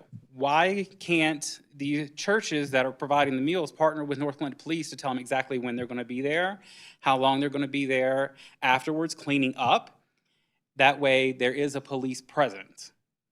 That is my thoughts on this. I thank you for letting me come up here and chat real quick, and have a blessed evening. Thank you. The next individual on the list is Rebecca Robinson Udis. Welcome. Please state your name and address or ward and provide your comments. Hi, Rebecca Robinson Udis, Ward 2. Good evening, Mayor and City Council. I believe the current park use rules should be amended. Specifically, the last updated version of CR 54 needs to be repealed altogether. The definitions of group use and recurrent are being weaponized to criminalize charity, resulting in the further marginalization of our unhoused community members. The current policy defines group use as 5 or more individuals meeting on more than one occasion. This language is arbitrary and overbroad, granting city staff the authority to target nearly any reoccurring community interaction. The language is so problematic that it has already resulted in enforcement that is disproportionately harmful to groups feeding and aiding people experiencing homelessness. The term recurrent is deliberately set at the lowest possible threshold, essentially twice. This makes it an overly aggressive and constitutionally questionable park rule. The language transforms ordinary beneficial community activities into targeted violations. I don't believe that every activity performed by 4 people or more in the park needs to be licensed, regulated, or controlled by City Council or policed at the request of city officials. Acts of charity, neighborhood gatherings, and peaceful religious expression should not be subject to restrictive, overbroad language designed to treat them as threats. If this rule was truly applied equally, why aren't we citing large families that have a picnic lunch at E.B. Rains all the time on a regular basis? Or the neighborhood jogging group that has 5 or more people? Or what about the women's book club that meets at the park numerous times in the summer months? Also more than 5 people. The current language treats these groups as equally illegal after that second meeting, and it fails to distinguish between genuine community interaction and versus actual monopolization. A non-discriminatory policy would use metrics related to public safety or physical capacity, not an arbitrary head count. The fact that only this charitable group is being targeted proves that this case is of selective enforcement. This selective targeting is not only bad policy, it's unconstitutional, and it proves that the definition's true purpose is to give the city a legal lever to shut down specific, unpopular activities, making the rule inherently discriminatory. The citation against Pastor Dusty is an obstruction of his freedom of assembly and religious expression. The city's justification that this is just necessary to prevent monopolization or impeding open access, I feel is disingenuous. The event is held in the middle of the day, sometimes when hardly anyone else is there. And I think that the presence of a group is not the same as a monopoly. The enforcement is being driven by prejudice against unhoused people, not a legitimate issue of park safety. The city is attempting to remove the symptom, the visible effects that we see in poverty, without addressing that root problem, the crisis of homelessness. If you don't repeal this, I feel that you'd send the clear message that you're viewing faith-based charity as a nuisance and all unhoused neighbors as a criminal threat. As the wording currently reads, the pastor can't even rent the pavilion now. So why does the city allow for secular activities in the park, but not the pastor? This can be viewed as religious discrimination under the guise of park safety, and I think it's wrong. If the city removes Pastor Dusty and his humanitarian efforts, the root problem of homelessness will still exist. It is important to address the root problems with solutions that directly correlate to said root problem. Removing him would be a symptom-focused, not root-focused solution. I know other residents have already talked about park safety concerns, legitimate concerns all the same, but please don't allow the pastor to be used as a scapegoat, and don't use the actions of a few unhoused individuals as an excuse for collective punishment against an entire marginalized community and a charitable group. If a crime is committed, enforce the law against that specific individual. Do not shut down peaceful, vital community aid. I am disappointed that the city of Northglenn implemented these rules as a way to target a Christian church that only wanted to feed the hungry. Please repeal the latest version of CR 54 and give them back their constitutional right to religious expression. Thank you. Thank you. The last person on the list is Dustin McIntosh. Welcome. Good evening. I am Pastor Dusty McIntosh, 14236 Glencoe Street, and I pastor Next Up Church right up the street. We, the ministries serving in the park, the individuals cited under this new rule, we do believe that City Resolution 54 is a violation of the First Amendment and the liberties it protects. If anyone would like further details, we refer you to the federal lawsuit we filed on Friday. I have a copy of the complaint if you'd like to see it. Thank you for your attention to this matter. God bless Northglenn. Thank you. Thank you.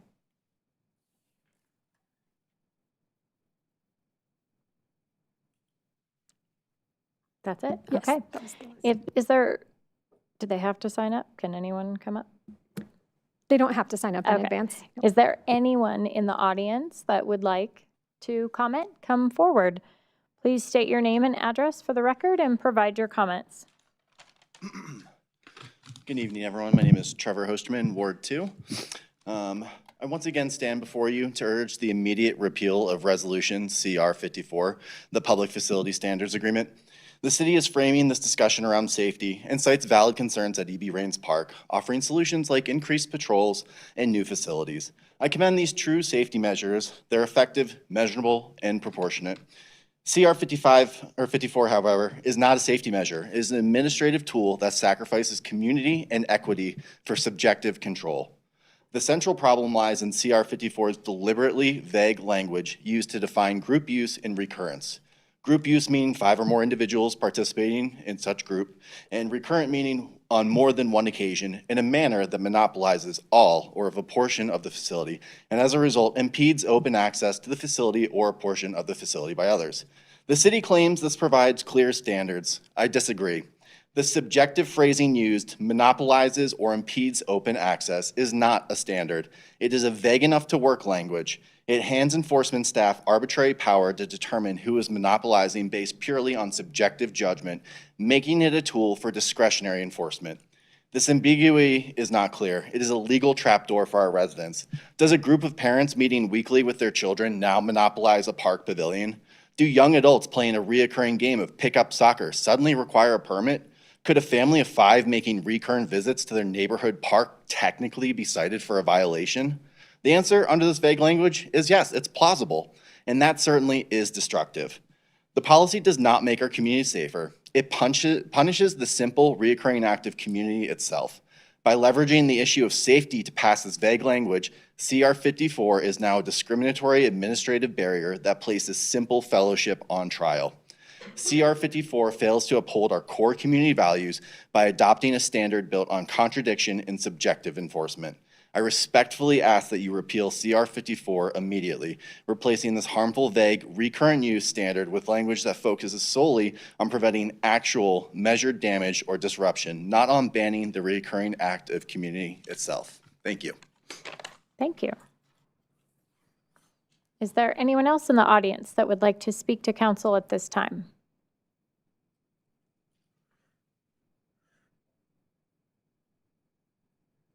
Okay, thank you. Is there anyone on the phone that would like to speak? You can unmute by pressing *6 at this time.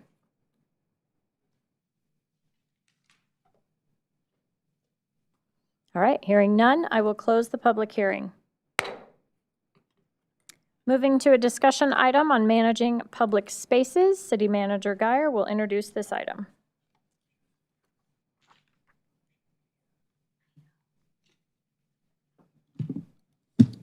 Thank you, Mayor and Council.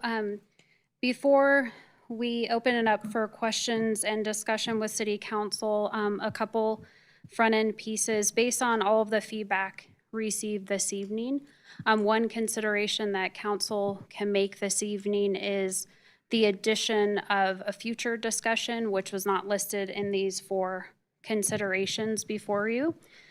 So staff would recommend, based on input received this evening, and I believe you received a communication via email, that if council chooses to do so, we can add a future discussion item for council.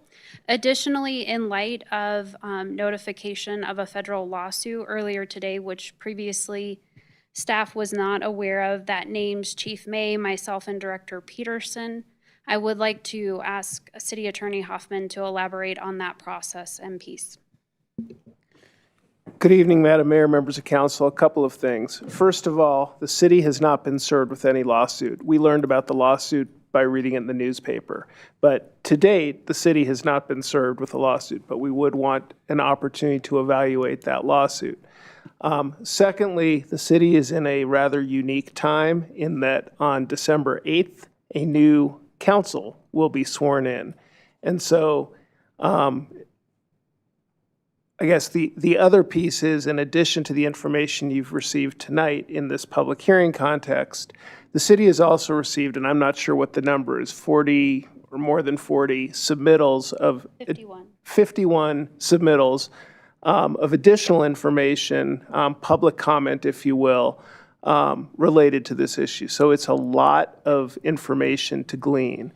With that in mind, and taking into account that the city prosecutor has already continued all of the folks that were cited under the existing standards pending resolution of this issue by the city council, we would recommend taking the time to consider the information you received in person tonight, electronically tonight, and setting it for consideration at a future meeting that includes input of the new council members, so that this isn't a matter of this council deciding something and then a new council coming in and perhaps looking at things differently.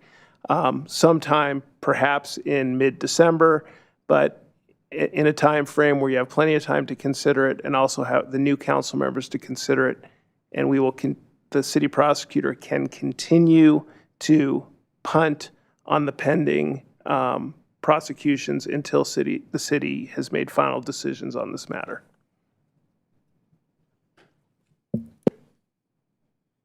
Thank you. So I guess that gets tossed to council. Do we have any questions or comments for City Manager Guyer or City Attorney Hoffman?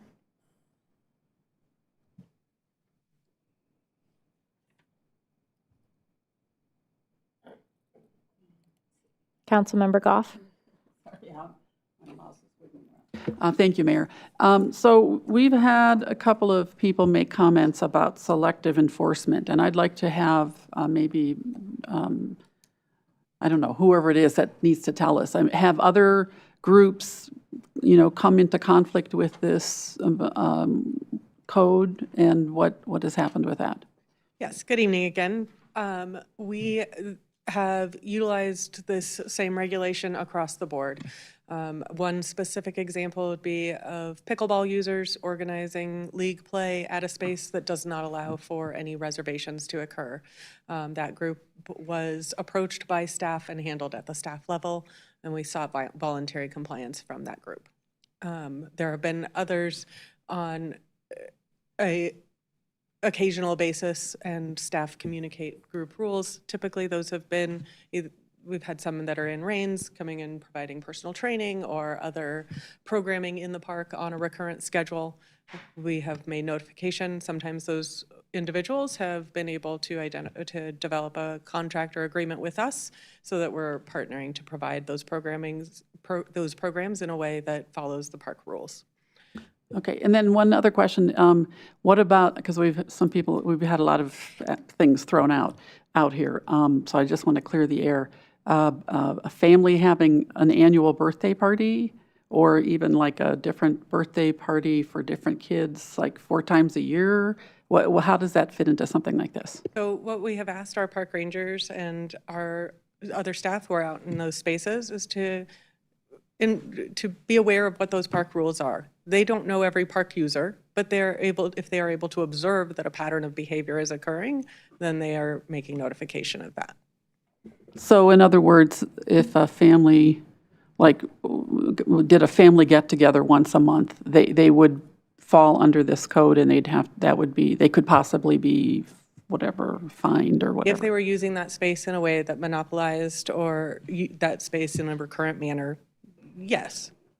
Okay, so typically see that use. It's hard to imagine them like taking over a huge space. But what about groups that do jogging regularly? Or we've had some other examples here. I'm just kind of trying to see if it really is as fuzzy or whatever as we've heard. Again, my staff are not notifying me of their awareness of any other regular groups that are gathering in a way that is identifying them as a group and that they're seeking compliance on. And then what about, because I've seen the Pokemon people, and I couldn't tell if it was all the same people, but, is that not necessarily a group, or? Not come to my attention that it's the same people or that they're attending in an organized fashion any more so than group of individuals all being at the playground at the same time. Okay, all right, thank you. You're welcome. And Councilmember Goff, if I could add on to something that Director Peterson said, there are 2 prongs to this, and the definition of group in part was done to address things like pickleball. So when you look at the presentation, it wasn't just pavilion space. It was geared towards a whole host of types of activities that were making city amenities and facilities unavailable, whether it be for public safety reasons in some cases, and in other cases, simply not those facilities not being available. So that's why you needed those 2 prongs. And when Director Peterson references the pickleball example, that is part of the analysis that went into the definition of group. Thank you very much, both of you, for the clarification. You're welcome. Councilmember Nowicki. Thank you, Madam Mayor. First of all, I really want to thank all the residents that came out and spoke, the city staff for putting everything together, and for everyone for kind of sharing their input, both here and we did receive a number of pieces of feedback from residents as well. That I really just appreciate everyone taking the time to share their opinion with us. I'm reminded of group processes. So those that know I'm a therapist. I'm reminded of group processes where, there's give and take. You put something out and there's pushback. And that is kind of that's the collaborative process that by which groups, the city being a group, kind of moves forward together. If I'm being honest, I think I need time to think and consider, what has been said here tonight. This is a really, really difficult decision. There have been a few decisions like this since I've been on council, and I'm now heading into my 3rd year. I could probably count on at least one hand really difficult decisions where it's all gray. There's no black and white. And this is one of those. So I know, and maybe I'm speaking for myself, but I would appreciate more time to kind of deliberate. And then, also kind of giving the circumstances of there being a possible lawsuit and things like that. I'm just going to say for myself, I'd, kind of appreciate having a bit more time to kind of deliberate and think about these things. But I have heard you, and I do really, again, appreciate all of the feedback. Thank you. Councilmember Kondo. Thank you, Madam Mayor. Similar to Councilmember Nowicki, thank you for all the people that came and spoke in person, as well as those people that sent various communications about their thoughts on this issue. I have a question for you, Attorney Hoffman, and that is, I'm looking at the ACLJ website. So looks like this was filed on the 14th of November. You're saying you have not received any official notice? That is correct. The way the process works, we would be served with process. Typically, the city clerk is the representative that is lucky enough to receive service when a lawsuit is filed against the city. We learned about this through the newspaper, through Fox News. So when an entity files a lawsuit against the city in the U.S. Court of Colorado, I'm assuming there's a process where somebody's got to vet it and look at it and then finally assign a case number and then the notice gets served. Any idea how long that takes? It is entirely up to the plaintiffs. The case has been filed. It is up to them to decide when to serve it. And as I said, they apparently, I don't know how the news media learned of it, but they did not provide a copy to us. Okay. And I'm not going to ask you to speculate why they would do this before tonight's meeting, but it seems very interesting to me. Just as Councilmember Nowicki, I think there's a lot to digest here. And I'm not quite ready to make any kind of decision in view of the fact that there are processes in progress. And whether they've come to fruition or not, I think we need to allow time for that to happen from a legal perspective. At least that's kind of where I sit at the moment. So thank you. Councilmember Burns. Thank you, Madam Mayor. I agree with my fellow council members. I think we need more time, considering everyone that came to spoke this evening, and thank you to everyone who took the time out of your evening to come speak with us and share your stories. We really appreciate that. And I think, as City Attorney Hoffman said, we have new folks coming in a very short amount of time, and this seems like it might be a longer process, and I think we need to consider their points of views. We are a body of 9, and I think that is important. So I would love more time. Thank you. Mayor Pro Tem. Thank you, Madam Mayor. I agree with that as well. As Councilmember Goff said, there was a lot thrown out at us tonight. And again, yes, thank you for the public coming and expressing their opinions and giving their stories. But we also did get 50+ emails, and I looked through all of them. And some of those comments were also very concerning on the other side as well. So we need to be able to take that, digest that. And just from some of the comments, I do think we are addressing the root cause, because we do have a crisis response unit that takes care of that. And when I think of helping people, I think, experts are the ones that should be able to do that have the resources and the know-how to connect them to the resources and navigations that they need.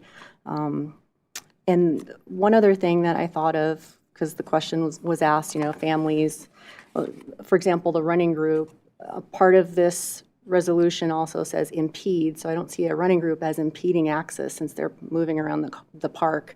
So they're not stopping anybody from going to a facility. But I can see how, people have questions. So, but that's just a thought. I kind of tried to focus on that. What is impeding? What is impeding access to the public, and what does that look like? And I think we really need to discuss that portion, especially after we've heard some of the safety concerns directed at children, which is concerning to me. So would like more conversation on that. Thank you. So I have a question. So part of the packet was kind communication from our Parks and Recreation Board, and they were recommending less vague, community-centric, and friendly language. Did they have a specific proposal? That was just kind of a fix it, but they didn't have an example of what is friendly language? That is correct. They did not provide any specific language as of Thursday evening.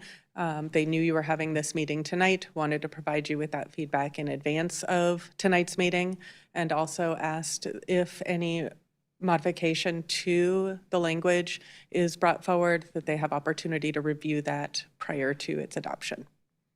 Okay, so do you know if, well, they probably assumed we were going to make a decision tonight, possibly delaying that moment. Is the Parks and Rec Board in a position to provide a recommendation? So staff did share with them that we were uncertain if anything would be voted upon tonight because you didn't have a specific proposal before you, and that if there was a proposal brought forward, likely there would be a process in place. If time allowed, we would provide opportunity for them or ask that they be provided opportunity to give you feedback. So they could do that at a regular meeting, or they could, we did not talk about a special meeting, but that could be an option as well if the timing was more appropriate. Okay. I think I'm asking about process only because I'm trying to understand, are they hoping that we will create the proposal and then it goes back to the Park and Rec Board for like a stamp of approval and then it comes back to council, or are they going to provide an example? I don't know that they were hoping for either. I don't want to put words in their mouths. What I shared with them is because the resolution has already been adopted, that's the point at which they brought their input in, was they made that recommendation prior to adoption. There's nothing on the table right now for them to react to. Okay. So I think if you would like them to do some of that work of identifying a proposal, we could schedule a meeting for them to do so. Okay. I would love an example of what they meant. Because it was a good recommendation and we heard less vague from a couple of our guests tonight. So I just didn't know if the Parks and Rec Board had thoughts on that. So thank you for clarifying. You're welcome. Councilmember Kondo? Thank you, Madam Mayor. I do want to ask Chief May a question, just to help me cage and think about these things. I'm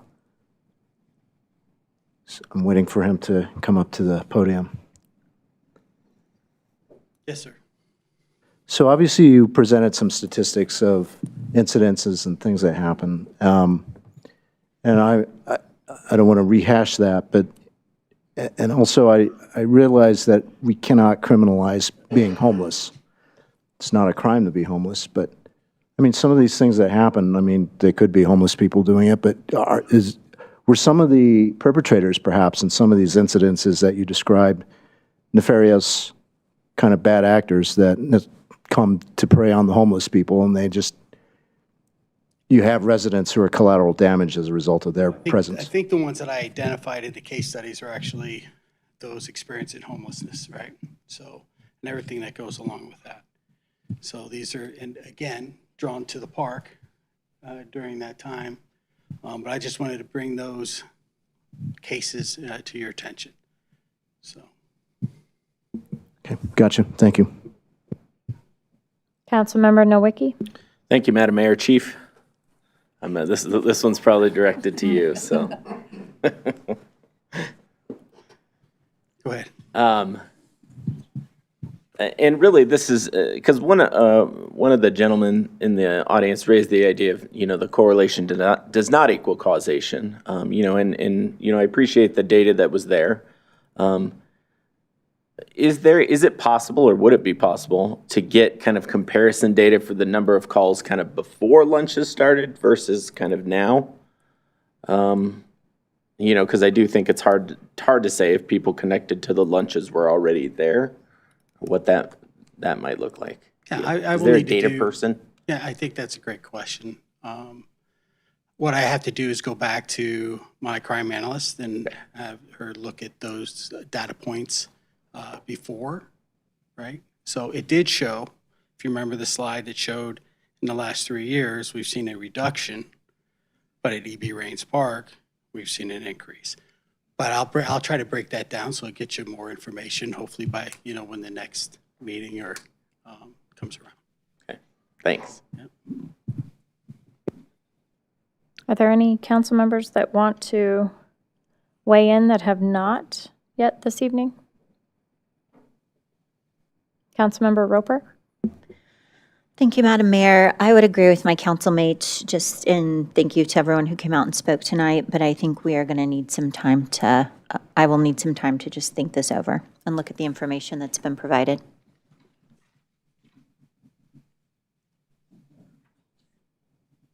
Okay, I don't see any other hands.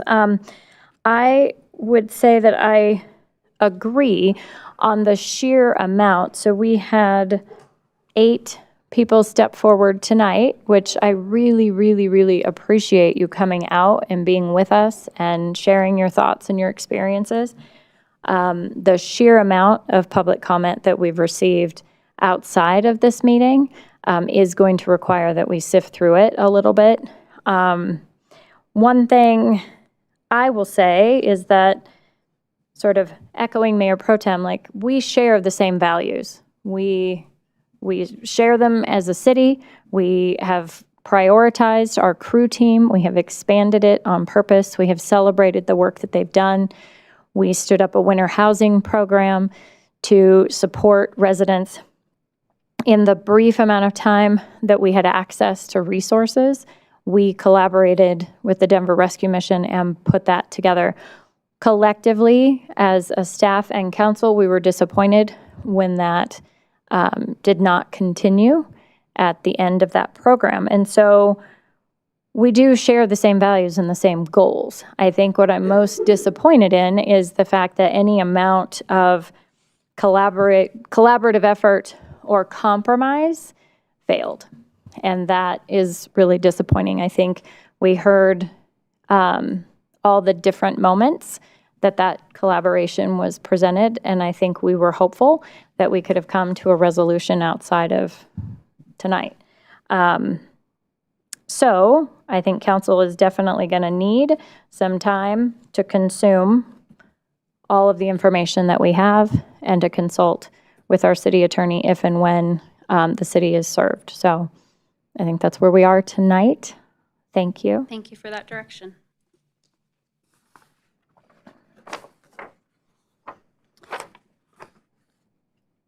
And I just want to thank everyone again. We do love it when this room is filled. Sometimes our meetings are just us. And so it is lovely that you engaged with us and came out tonight. Thank you for your time. Our meeting is adjourned.